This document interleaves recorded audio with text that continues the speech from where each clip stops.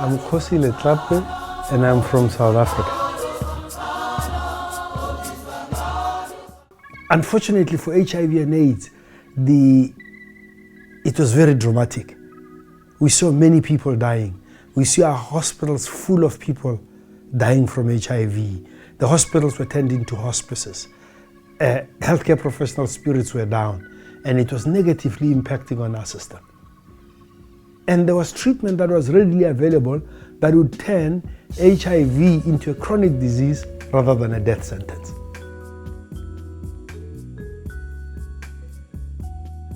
You had even a medical profession that was indifferent, that was not fighting for the rights of its patients to access treatment. And that's how I really got into not just activism of talking, but of action and making things happen.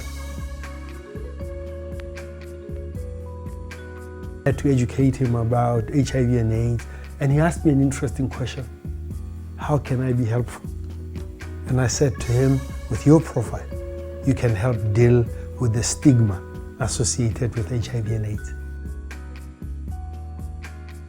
The science was there, it was being distorted. And what it took was someone living with HIV to advocate on behalf of fellow citizens that had the same disease but had no access to treatment. And he took to the streets. So you need to go to the streets because we need to mobilize society. Part of the reason why these injustices will prevail is when ordinary citizens are not properly informed and are not mobilized.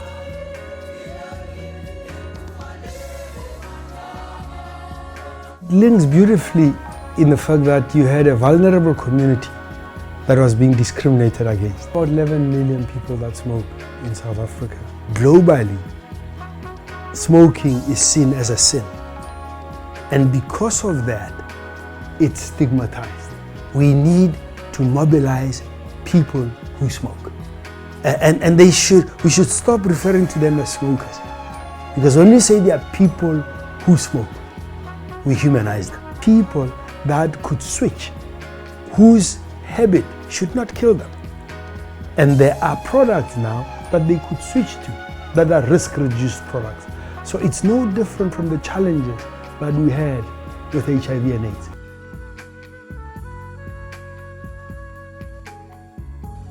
It's quite sad that WHO, which is trusted, which helped us when we were dealing with HIV and AIDS, we relied on information coming from the WHO. With respect to tobacco, it's been extremely disappointing.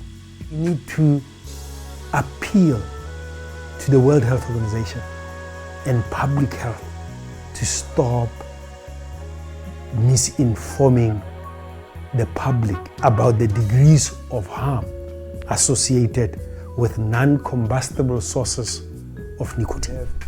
8 million deaths associated with the use of tobacco, and they are preventable deaths. It's unethical for us not to do anything about it. When we see the speed through which governments moved during COVID, where over 3 years we had less than 8 million deaths. Now with tobacco, we have 8 million deaths per annum. And you see the reluctance to save people's lives. What keeps me going is the fact that I took an oath. And the Hippocratic Oath says, put patients first. And do not judge them.